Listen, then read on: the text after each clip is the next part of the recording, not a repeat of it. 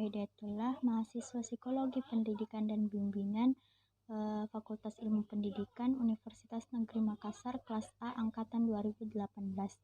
Baiklah, video ini dibuat dalam rangka memenuhi tugas mata kuliah BK Keluarga, di mana dalam video ini saya akan menjelaskan tentang aspek-aspek etika dalam konseling perkawinan dan keluarga. Baiklah, di video kali ini saya akan membahas terkait dengan aspek-aspek etika dalam konseling perkawinan dan keluarga.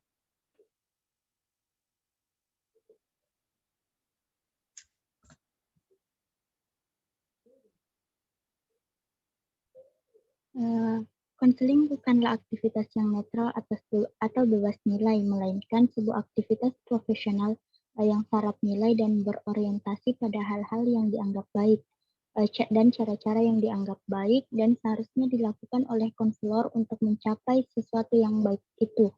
Nilai-nilai merupakan inti dari hubungan konseling dan tujuan konseling, baik hubungan konselor dan klien, dan konseling untuk menangani masalah maupun untuk memodifikasi perilaku, diikat oleh sistem nilai. Selain syarat nilai-nilai, konseling juga merupakan profesi yang rumit dan multisegi. Karena itu, konselor berkewajiban untuk berpegang pada kode etik dan kode hukum eksternal.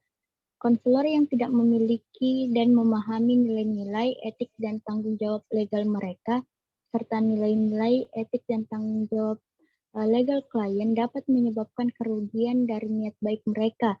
Dengan demikian, sangat penting bagi konselor untuk lebih memahami diri sendiri, selain etik dan hukum yang berkaitan dengan profesi konseling.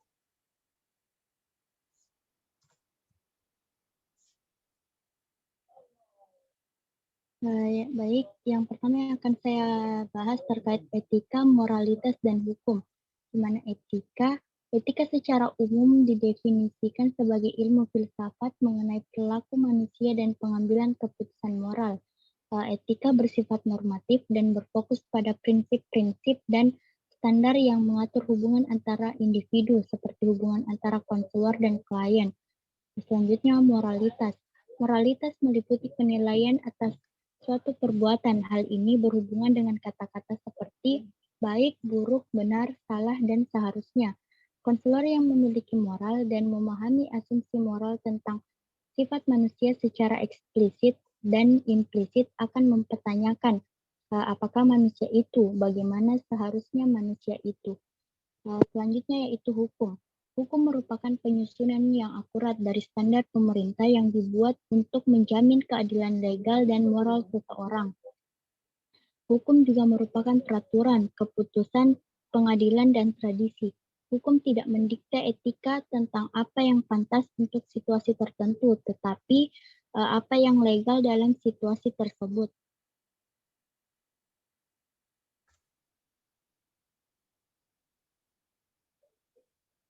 Selanjutnya yaitu etika dalam konseling perkawinan. Konseling perkawinan dan keluarga sering mengalami situasi konflik dan krisis etik. Hal ini terjadi karena konselor menangani sejumlah individu secara bersama-sama sebagai sebuah sistem, dan tidak mungkin semua anggota sistem ini memiliki kesamaan tujuan untuk mengatasi permasalahan-permasalahan seperti itu. Thomas pada tahun 1994 mengembangkan kerangka kerja yang dinamis, berorientasi pada proses untuk digunakan konselor ketika menangani sebuah keluarga. Model ini mengkaji 6 nilai yang mempengaruhi konselor, konseli, dan proses konseling, di mana 6 nilai tersebut yaitu tanggung jawab, integritas, komitmen, kebebasan memilih, kekuasaan, dan hak untuk berduka. Banyak pertimbangan moral yang berkaitan dengan kode etik profesi yang perlu diperhatikan dan dipahami dengan baik oleh konselor yang akan melaksanakan konseling perkawinan dan keluarga. Pertimbangan moral itu diperlukan karena terjadinya perubahan fokus konseling dari konseling yang berfokus pada individu menjadi konseling yang berfokus pada sistem keluarga. Posisi konselor dalam konseling perkawinan dan keluarga memiliki pengaruh yang luas dan mendalam.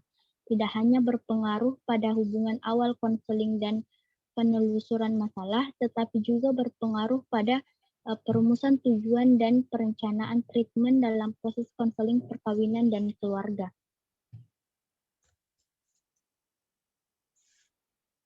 Selanjutnya yaitu konflik-konflik etika. Yang pertama yaitu siapa yang terlebih dahulu dilayani. Konselor harus menentukan siapa yang akan terlebih dahulu dilayani. Jika konselor telah menetapkan untuk menangani secara individual, maka ia harus memutuskan dalam hal apa atau haruskah pasangan suami istri dan anggota keluarga dilibatkan dalam treatment. Dan apabila konselor menangani suatu kelompok keluarga, haruskah individu-individu tertentu atau kombinasi dari keluarga dilibatkan secara terpisah? Yang kedua yaitu bagaimana penanganan kerahasiaan. Haruskah rahasia-rahasia keluarga, misalkan dalam hal ini adalah masalah seksual, dibocorkan sebelum atau sudah pertemuan suami istri yang terpisah? Bagaimana menangani masalah perselingkuhan? Dalam hal ini, konselor memiliki tanggung jawab untuk melaporkan perilaku seperti itu kepada pihak polisi atau pihak lain yang menangani perlindungan dan kesejahteraan anak. Meskipun pelaporan tidak bersifat perintah, konselor harus melakukan penilaian klinis untuk memastikan keselamatan dan kesejahteraan anggota keluarga lainnya. Yang ketiga yaitu apa titik utama perkembangan etika. Perkembangan etika menitik beratkan pada penguraian kasus secara cermat dan hati-hati, sehingga menjadi alat diagnostik terhadap individu selama proses pemberian bantuan, terutama pada hal-hal yang akan berpengaruh pada kasus-kasus yang dipengadilankan. Sebagai contoh, kasus perselisihan tentang anak. Yang keempat yaitu bagaimana keberadaan konselor. Dalam hal ini kekuasaan atau mengurangi konflik. Seperti yang telah dikemukakan sebelumnya bahwa konseling perkawinan dan keluarga menentukan harapan-harapan yang biasanya berkaitan dengan jenis kelamin atau gender. Harapan-harapan tersebut harus ditangani oleh konselor dengan tindakan sensitif yang dimaksudkan untuk mengubah sikap sosial dan untuk memastikan minat atau kepentingan pasangan suami istri dan anggota keluarga tersebut. Selanjutnya yaitu kode etik profesional. Yang pertama yaitu kode pengarahan perilaku, di mana ada beberapa kode pengarahan perilaku konselor dalam melakukan layanan konseling perkawinan dan keluarga. Beberapa di antaranya adalah yang pertama yaitu konselor memberikan layanan secara profesional kepada semua orang tanpa memandang suku, agama, jenis kelamin, perbedaan politik, status sosial, ekonomi, atau gaya hidup. Konselor diharapkan dapat mencurahkan porsi waktu kerjanya walaupun hanya sedikit atau ada bayaran. Jika konselor tidak bisa memberikan layanan karena alasan tertentu, maka konselor seharusnya melakukan referral yang sesuai. Yang kedua yaitu konselor tidak boleh memanfaatkan hubungan konseling mereka untuk kepentingan pribadi, agama, politik, dan bisnis. Yang ketiga, konselor tidak diperkenankan membayar atau menerima bayaran dalam referral dan harus secara aktif memantau semua informasi penting dari sumber referral. Yang keempat, konselor tidak diperbolehkan memberi layanan kepada klien yang masih berada dalam penanganan profesional lain, kecuali dengan konsultasi dari kedua belah pihak. Yang kelima, konselor tidak boleh menghina kualifikasi sesama rekan sejawat. Selanjutnya, konselor memiliki kewajiban meneruskan pendidikan dan pengembangan profesionalnya, termasuk aktif berpartisipasi dalam pertemuan-pertemuan asosiasi. Selanjutnya, konselor berusaha menghindari hubungan dengan klien yang mungkin dapat merusak penilaian profesional atau yang dapat menambah resiko karena mengeksploitasi klien. Misalnya hubungan intim dalam treatment terhadap anggota keluarga, teman akrab, karyawan, atau orang-orang di supervisi. Selanjutnya, konselor dilarang memberikan diagnosis, memberikan resep, atau menentukan, mengobati, atau menasehati masalah-masalah di luar dari batas kemampuannya. Dan yang terakhir, asosiasi profesi mendorong atau mengajukan para anggotanya untuk bergabung dengan kelompok-kelompok profesional, klinik-klinik, atau agensi yang terlibat dalam bidang kehidupan keluarga dan perkawinan. Dengan kata lain, kontak dan kerjasama antar disiplin ilmu dan profesi sangat dianjurkan. Selanjutnya yaitu hubungan antara konselor dan klien, di mana ada beberapa kode pengarahan hubungan konselor dengan klien dalam konseling perkawinan dan keluarga. Yang pertama, seorang konselor harus berhati-hati memberikan dukungan yang wajar dan penghargaan dalam tahap prognosis, dan konselor tidak boleh melebih-lebihkan kemajuan layanannya. Yang kedua, konselor harus mementingkan pemahaman yang jelas tentang keuangan bersama klien. Pembayaran hendaknya diatur di awal hubungan terapeutik. Yang ketiga, konselor harus membuat catatan-catatan bagi setiap kasus dan menyimpannya dengan aman serta terjamin kerahasiaannya sesuai dengan standar legal dan profesional. Dan yang terakhir, konselor mengadakan hubungan dalam semua tahap kehidupan, menghargai setiap waktu terhadap hak-hak klien untuk membuat keputusan mereka sendiri. Konselor bertanggung jawab untuk menilai situasi standar profesional yang tinggi dalam keadaan apapun. Konselor harus dengan jelas menyampaikan kepada klien bahwa keputusan akhir ada di tangan klien.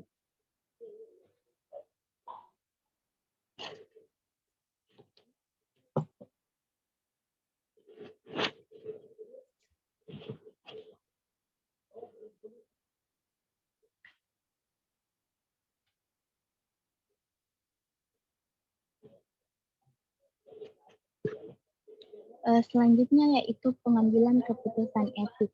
Pengambilan keputusan etik dalam layanan konseling perkawinan dan keluarga tidak selamanya mudah dilakukan, tetapi hal ini merupakan bagian dari tugas seorang konselor perkawinan dan keluarga. Untuk ini dibutuhkan kualitas kepribadian konselor seperti karakter, integritas, dan keberanian moral selain pengetahuan. Sebagian konselor perkawinan dan keluarga melakukan layanan konseling dengan standar etik pribadi yang dikembangkan sendiri tanpa berpegang pada batasan etik yang dibuat oleh asosiasi konseling profesional. Semua itu biasanya berjalan dengan baik sampai akhirnya berhadapan dengan sebuah dilema yang solusinya tidak jelas atau kelihatannya tidak ada solusi terbaik. Pengambilan keputusan etik dalam konseling perkawinan dan keluarga dapat ditingkatkan dalam berbagai cara. Satu cara terbaik adalah mengikuti kursus dan melanjutkan pendidikan yang sekarang disyaratkan dalam banyak program konseling lanjutan dan untuk memperbaharui lisensi konselor profesional.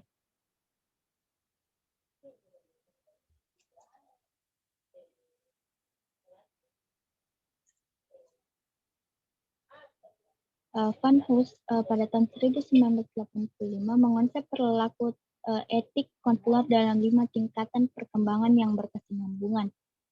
Yang pertama, orientasi hukuman. Pada tingkatan ini, konselor menganggap standar sosial eksternal atau dari luar adalah dasar untuk menilai perilaku. Jika klien atau konselor melanggar aturan sosial, maka mereka harus dihukum.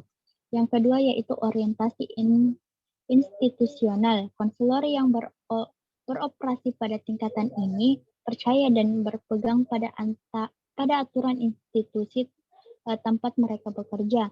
Mereka tidak meragukan aturan tersebut dan mendasarkan keputusan mereka pada aturan tersebut. Selanjutnya yaitu orientasi sosial, di mana pada tingkatan ini konselor mendasarkan keputusan yang diambilnya pada standar sosial. Jika timbul pertanyaan tentang apakah kepentingan sosial atau individual yang harus diutamakan, maka kepentingan sosial selalu mendapat prioritas. Selanjutnya yaitu orientasi individu, di mana kebutuhan individu mendapat prioritas utama, di mana pada tingkatan ini konselor memperhatikan kebutuhan sosial dan hukum yang berlaku, tetapi mereka fokus pada apa yang terbaik untuk individu. Yang terakhir yaitu orientasi prinsip atau hati nurani, di mana pada tingkatan ini kepedulian statusnya adalah pada individu. Keputusan yang beretika diambil berdasarkan standar etik internal, bukan pertimbangan eksternal.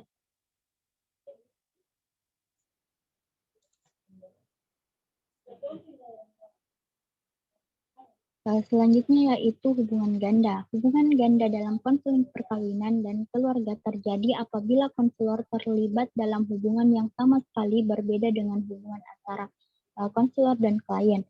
Misalnya, menjadi konselor tetangga, teman, mitra bisnis, dan menerima bayaran dari klien sebagai bentuk balasan terhadap pelayanan atau menjadi penguasa klien.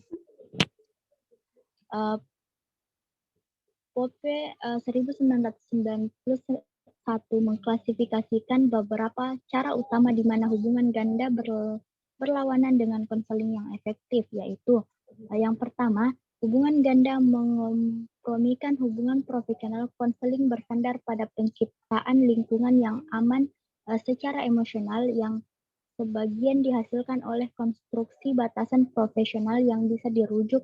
Eksistensi hubungan ganda akan membuat batas ini kabur. Yang kedua, hubungan ganda menimbulkan konflik kepentingan. Konselor terlibat secara penuh untuk kliennya. Yang ketiga, konselor menjadi tidak bisa memasuki hubungan bisnis atau hubungan non-terapi lainnya begitu saja, sebab materi personal diungkapkan dan ada kecenderungan reaksi transparan.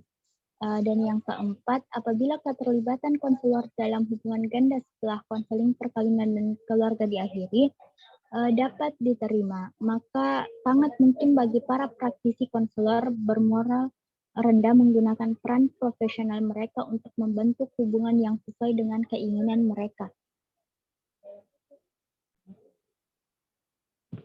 Selanjutnya yang akan saya jelaskan yaitu bekerja sama dengan konselor yang tidak etis. Pada umumnya, konselor bekerja berdasarkan kode etik, namun demikian kadang-kadang muncul situasi atau kasus tertentu dalam keadaan demikian, konselor harus mengambil tindakan. Jika tidak, mengabaikan situasi semacam ini bisa membuat moral konselor terkikis dan membuat dia mudah memaafkan pelanggaran etika. Herlihy tahun 1996 menyarankan beberapa langkah untuk digunakan dalam bekerja melewati dilema etik, terutama yang berkaitan dengan hal-hal yang merugikan profesionalitas. Di mana yang pertama yaitu konselor mengidentifikasi masalah subjektif seobjektif mungkin. Proses tersebut paling baik dilakukan dalam bentuk tertulis. Selanjutnya, konselor menerapkan kode etik yang berlaku pada permasalahan tersebut. Pada kasus ini, akan dapat muncul pedoman yang jelas seperti misalnya arah tindakan. Selanjutnya, konselor harus mempertimbangkan prinsip-prinsip moral dan profesi pemberian bantuan, seperti perbuatan baik, keadilan, dan otonomi.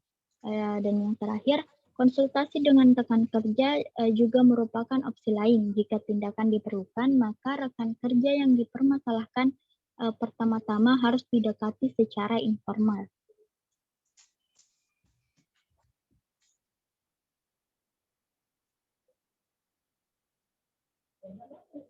Nah, selanjutnya yaitu hak-hak klien dan rekaman. Ada dua bentuk hak klien, di mana yang tersirat atau implisit dan yang tersurat atau eksplisit. Hak klien yang tersirat berhubungan dengan substansi keadilan perlakuan. Hak eksplisit berfokus pada proses keadilan perlakuan yang terkait dengan langkah-langkah yang diperlukan untuk memulai atau menuntaskan sebuah tindakan ketika aturan yang jelas dilanggar. Proses keadilan perlakuan dilanggar ketika aturan yang jelas dilanggar dan klien merasa tidak mendapat informasi tentang cara memperbaiki perilakunya. Seorang klien berhak untuk mengetahui bentuk perlindungan apa yang dia miliki ketika salah satu dari dua hak utama tersebut dilanggar.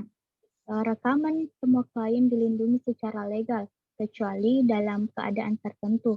Pada sebagian besar kasus, konselor secara legal diharuskan melindungi semua kliennya tanpa terkecuali dengan cara menyimpan rekaman tersebut baik-baik, terpisah dari rekaman data lain dan tidak memberikan informasi tentang klien tanpa surat izin.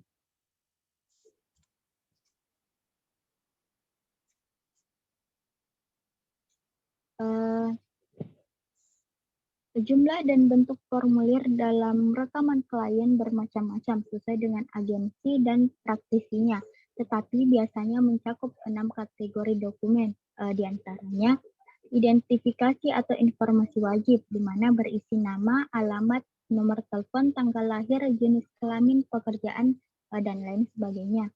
Yang kedua, informasi penilaian, di mana berisi evaluasi psikologis, latar belakang sosial atau keluarga, riwayat kesehatan, dan lain sebagainya.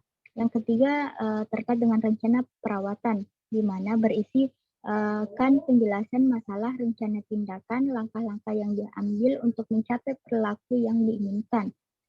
Selanjutnya, catatan kasus, misalnya dokumentasi perkembangan dalam setiap sesi untuk mencapai tujuan. Selanjutnya, ringkasan akhir, di mana berisi hasil dari konseling, diagnosis akhir, eh, rencana setelah konseling, dan lain sebagainya. Dan yang terakhir, data lainnya, di mana persetujuan konselor yang ditandatangani klien, salinan surat menyurat, catatan alasan dari intervensi klien yang tidak biasa, masalah administratif, dan lain sebagainya.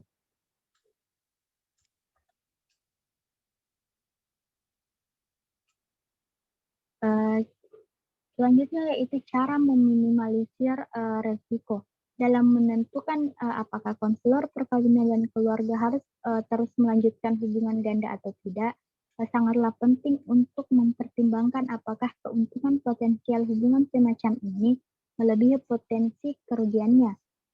Sudah merupakan tanggung jawab konselor untuk mengembangkan perlindungan yang bertujuan untuk mengurangi potensi konsekuensi negatif. Corey 2005 mengidentifikasi petunjuk-petunjuk berikut sebagai berikut, di mana yang pertama menetapkan batasan yang sehat di awal hubungan terapeutik. Persetujuan yang terbuka sangat penting dari awal dan di sepanjang proses konseling. Melibatkan klien dalam diskusi yang berjalan dan dalam proses pengambilan keputusan, dan mencatat dialog atau diskusi yang terjadi dalam proses konseling. Melakukan konsultasi dengan sesama profesional sebagai satu cara mempertahankan objektivitas dan mengidentifikasi kesulitan yang tak terinspirasi, menyadari bahwa konselor tidak harus membuat keputusannya sendiri. Yang kedua, apabila hubungan konselor berpotensi membuat masalah atau apabila resiko dan kerugian tinggi, lebih bijaksana apabila konselor bekerja dengan bantuan pengawas. Konselor mencatat sifat-sifat pengawas dan segala tindakan yang diambil dalam buku agenda konselor. Di sepanjang proses, pengawasan diri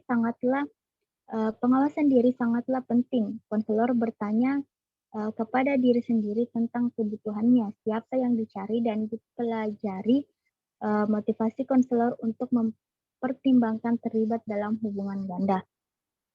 Selanjutnya, dalam bekerja.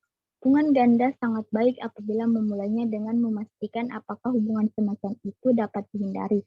Terkadang hubungan ganda memang tidak bisa dihindarkan, dan untuk terlibat di dalamnya, konselor harus berhati-hati dan mempertaruhkan harga dirinya, klien, dan profesinya. Dan yang terakhir, salah satu cara mengatasi kemungkinan resiko pekerjaan sebagai konselor adalah dengan mengadopsi kebijakan dan menghindari total hubungan ganda. Alternatif lainnya adalah dengan mengatasi dilema dalam setiap perkembangan proses konseling, memanfaatkan persetujuan yang telah diinformasikan terlebih dahulu, dan pada saat yang bersamaan mencari tempat konsultasi dan pengawasan untuk mengatasi masalah tersebut. Baiklah, itulah tadi penjelasan tentang aspek-aspek etika dalam konseling perkawinan dan keluarga. Apabila terdapat banyak kesalahan dan kekurangan, saya mohon maaf. Saya akhiri. Assalamualaikum warahmatullahi wabarakatuh.